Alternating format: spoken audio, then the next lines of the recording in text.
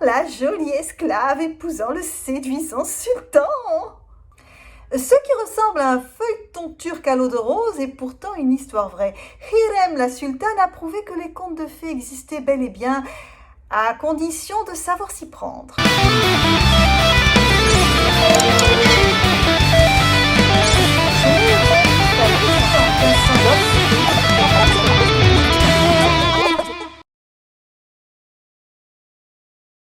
Soliman, jeune souverain, règne avec ouverture d'esprit sur un royaume qui s'étend du Maghreb à la Perse. Son regard croise les yeux de biche d'Anastasia Lizovska, esclave ukrainienne de 17 ans, fraîchement arrivée dans son harem, tenue d'une main de fer par maman. Enlevée par les Tatars de Crimée, puis vendue aux Turcs, on l'appelle Roxelane, une déformation de la Rutène, sa région d'origine. Piquante, cultivée, extravertie, elle prend officiellement le nom de Hürrem, la rieuse.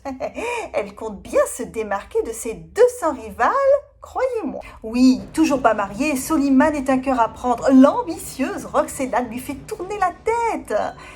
Épris d'une passion ardente, il en fait sa concubine exclusive. Mais elle doit évincer Gulbahar, la concubine attitrée et mère du premier héritier au trône. Oh là là, une lutte s'engage entre les deux femmes.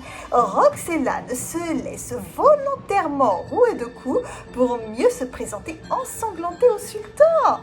Celui-ci chasse immédiatement Gulbahar et son fils.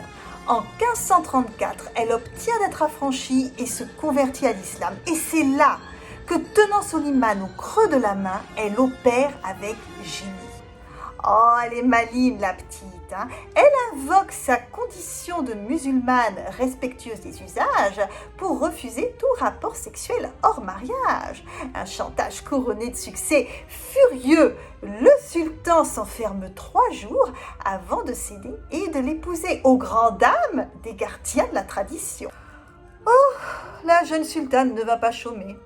Construction d'un hôpital pour femmes, planification de grands travaux à Jérusalem et à la Mecque. Conseillère officieuse mais influente, elle entretient des correspondances avec les ambassadeurs occidentaux et n'hésite pas à se débarrasser de ses ennemis. C'est pas toujours bon vivre au palais.